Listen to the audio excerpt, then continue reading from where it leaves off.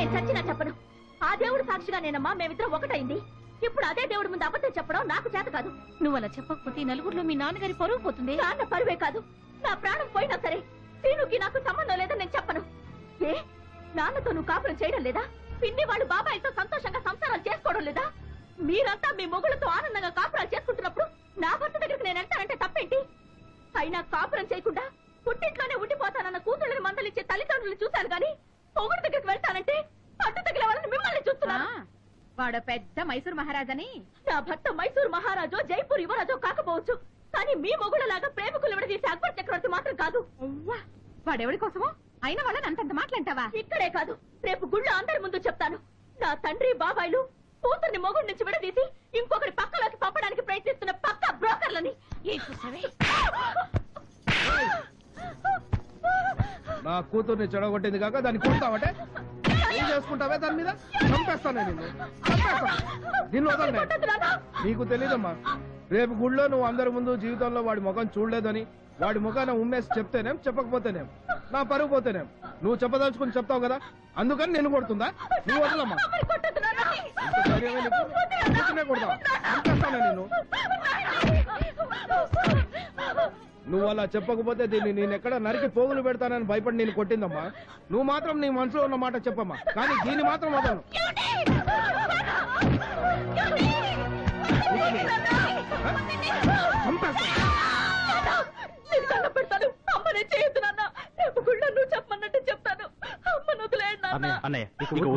బావగారు, రేపు మీరు చెప్పమన్నట్టు చెప్తానందిగా, ఇంకూరుకోండి బావగారు. నాకు తెలుసురా, నీకు నీ తల్లన్నా నా పరువన్నా పంచ ప్రాణాలని. రేయ్, రేపు నా కూతురు వాడితో సంబంధానికి నీళ్ళు వదిలేదాకా దీన్ని హాస్పిటల్ తీసుకెళ్లడం కాదు కదా, పచ్చి మంచినీళ్ళు కూడా ఇవ్వడానికి వీల్లేదు. అర్థమైందా?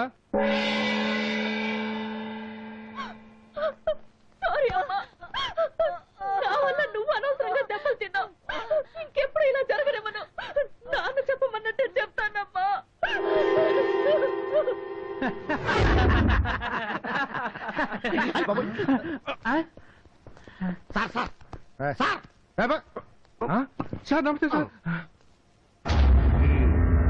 సెల్ తాళాలిచ్చి మీరందరూ సైలెంట్ గా ఓ 10 నిమిషాలు బయటకు వెళ్ళండి.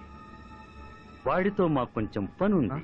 సార్ సార్, స్టేషన్ లో ఇలాంటిది ఏదైనా జరిగితే మా ఉద్యోగాలు పోతాయి సార్. సస్పెన్షనే కాదు, ఏకంగా డిస్మిస్ అయిపోతాం సార్. మా సీఏ గారు అసలే మంచాడు కాదు సార్.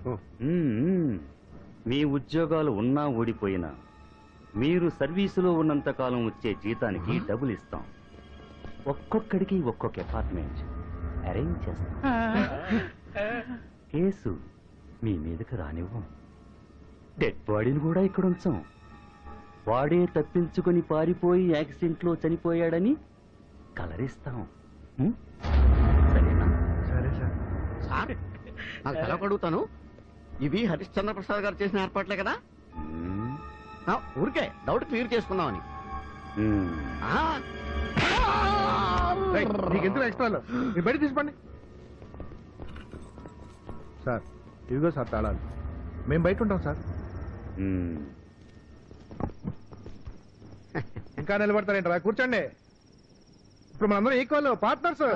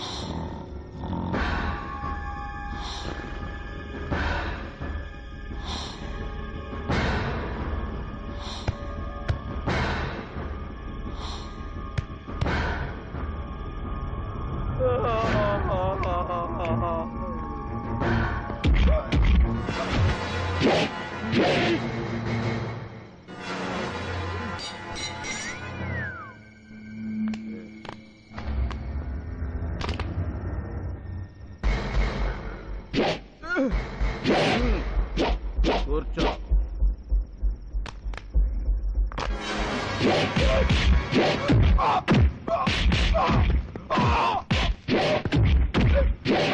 ఆ బచ్చాగాని సంపడానికి ఎంతసేపు చేస్తానంటాడు వచ్చేగడనే కట్టాడు మొన్న ఇచ్చాడుగా గిస్కా గురుగారు వాళ్ళ పని కానిచ్చేలో మనం పని కానిద్దామా? ఏంటది కాగితం వద్దామా? ఆ? డబ్బులు ఇవ్వట్లేదు. ఏదో బాగానే ఉందండి. అంతేనంటావా? ఆయ్ అయితే పదండి.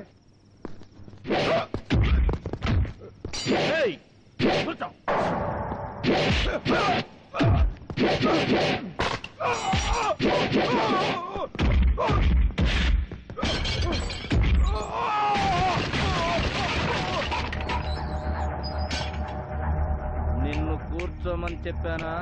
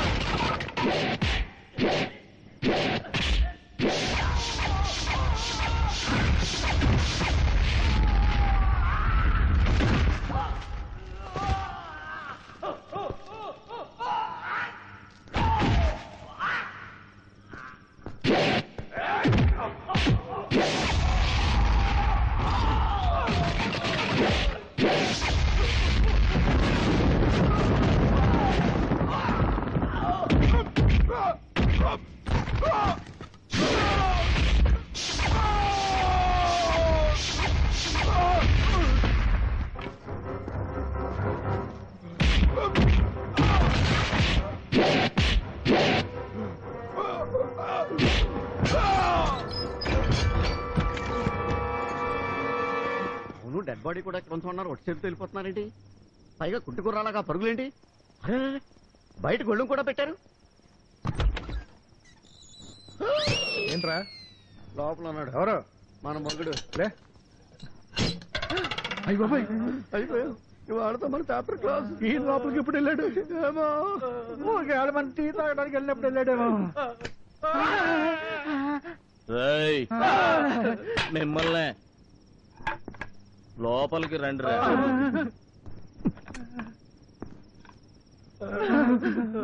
మనమంతా ఒక ఫ్యామిలీరా. మనలో మనకి ఎన్ని గొడవలు ఉన్నా 4 గోడల మధ్య తెలుసుకోవాలి. అలా కాకుండా రోడ్డును పడ్డామనుకో మన పరువే పోతుంది.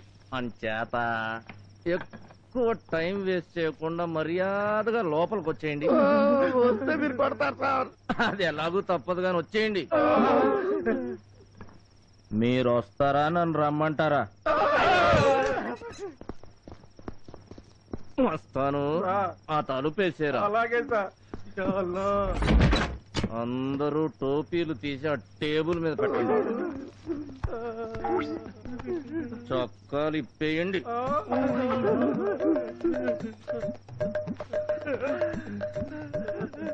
బెల్టులు కూడా తీయండి.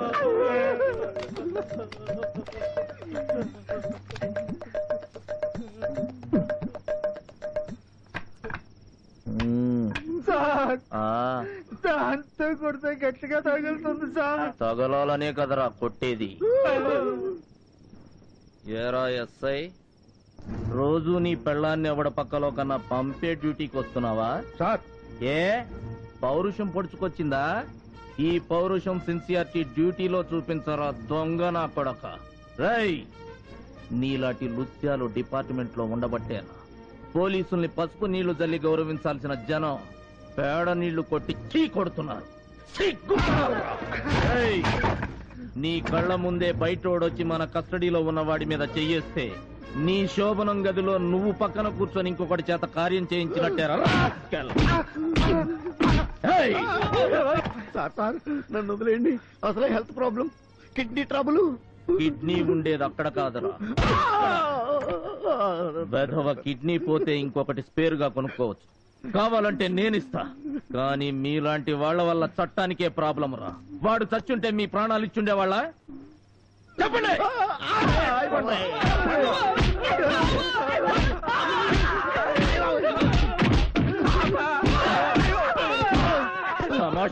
తమాషా చూస్తున్నావు?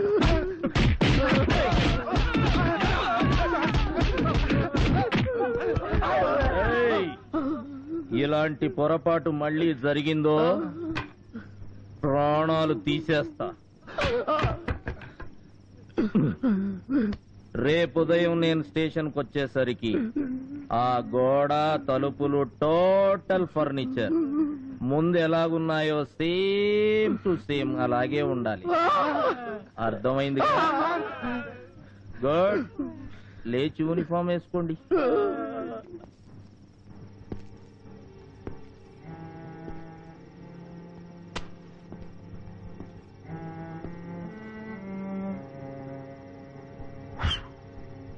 ఏంటి బుజ్జి అలా చూస్తున్నావు?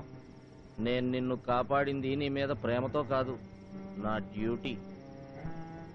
ఒకవేళ రేపు గుడిలో ఆ అమ్మాయి ఏమైనా తేడాగా చెప్పింది అనుకో, నా స్వామి రంగా నీకు కూడా సేమ్ టు సేమ్ ట్రీట్మెంట్.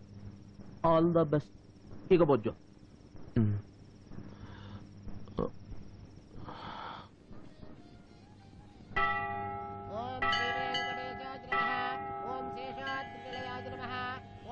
గోచరాయ నమః.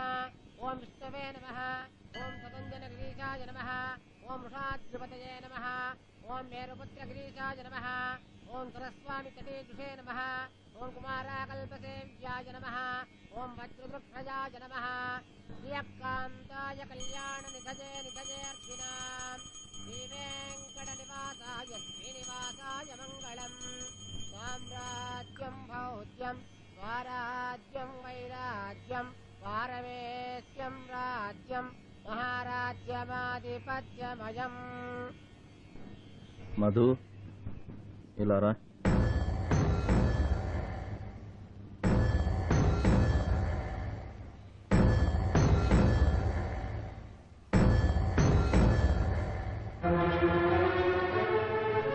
చూడు, ఇది పవిత్రమైన గుడి. ఇక్కడ నువ్వు మీ అమ్మా నాన్నలకు గాని పోలీసులకు గాని ఎవ్వరికీ భయపడాల్సిన అవసరం లేదు. ఈ హారతి మీద ప్రమాణం చేసి భగవంతుడు సాక్షిగా జరిగిన నిజమేమిటో ధైర్యంగా చెప్పు.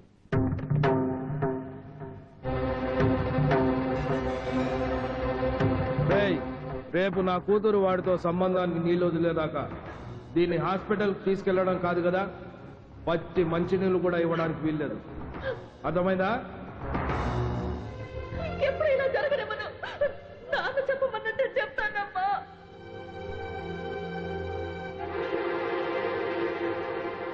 ఈ అగ్ని సాక్షిగా, మా అమ్మా నాన్నల సాక్షిగా, ఆ భగవంతుడి సాక్షిగా నేను నిజమే చెప్తాను.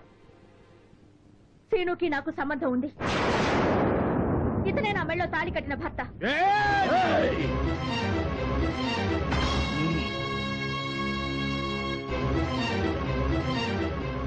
నువ్వు చెప్పు. మేమిద్దరం మనస్ఫూర్తిగా ప్రేమించుకున్నది నిజం. మా వాడిని చంపేస్తామంటే పారిపోయి అగ్ని సాక్షిగా పెళ్లి చేసుకున్నది నిజం. మమ్మల్ని పశువుల్లాగా విడదీసి నాకు వేరే పెళ్లి చేయడానికి ప్రయత్నం చేసింది నిజం. సీను పేరుని నా చేతి మీద పచ్చబట్టు పొడిపించుకుంటే దాన్ని మా బాబాయిలు కసాయి వాళ్ళలాగా కత్తితో కోసి చేర్పింది నిజం. చూడండి, సీను నా మెళ్ళో కట్టిన తాడిని బలవంతంగా వీడు తెప్పితే పట్ట మచ్చ చూడండి. మా నాన్న నా మనసు విరిచేయడానికి నా తల్లిని కొట్టి క్రూరంగా హింసించి చంపేస్తానని బెదిరించింది నిజం. నేను ఇక్కడ నిజం చెప్పినందుకు మా అమ్మ చంపేస్తారు సార్. మా నాన్న, మా అమ్మని మీరే కాపాడాలి సార్. నాకు నా భర్తకి రక్షణ ఇప్పించండి ప్లీజ్. సార్, ఏమిటి సార్ ఇదంతా? నాకే అర్థం కావట్లేదు. ఈ అమ్మాయికి ఏమైనా పిచ్చా? నోటికొచ్చినట్టు వెర్రిబాగుడు బాగుతుంది. అసలు ఈ అమ్మాయి ఎవరో, ఆ ప్రేమ కథ ఏమిటో, ఆ సీను ఎవరో నాకేం తెలియదు సార్. నా పేరు శ్రీనివాస్ ప్రసాద్ అండి. రేయ్, ఏంట్రా నువ్వు మాట్లాడేది? నిజం సార్, ఈ అమ్మాయితో నాకు పరిచయం లేదు. అసలు ఈ అమ్మాయిని ఇంత క్రితం ఎప్పుడు నేను చూడలేదు సార్. రేయ్, ఇది గుడిరా. తెలుసు సార్, ఇది గుడని తెలుసు, ఆ విగ్రహం దేవుడని తెలుసు, మీరు సిఐ గారని తెలుసు, కానీ ఈ అమ్మాయి మాత్రం తెలీదు. రేయ్, మరి మీ తాతయ్య నువ్వు ఈ అమ్మాయిని ప్రేమించావని లేపుకెళ్లి పెళ్లి కూడా చేసుకున్నావని చెప్పాడు. అయితే వెళ్ళి మా తాతగారిని అడగండి సార్. ఎందుకు చెప్పాడో, అలా ఎవరు చెప్పమన్నారో వెళ్ళి ఆయన కనుక. తాతయ్యకి నాకు ఏ సంబంధం లేదు, ఈ కేసుకి నాకు ఏ సంబంధం లేదు, ఆ అమ్మాయికి నాకు ఏ సంబంధం లేదు. దయచేసి నన్ను వదిలేయండి. ఇలాంటి గొడవల్లో నన్ను ఇరికించకండి. మీకు దండం పెడతాను.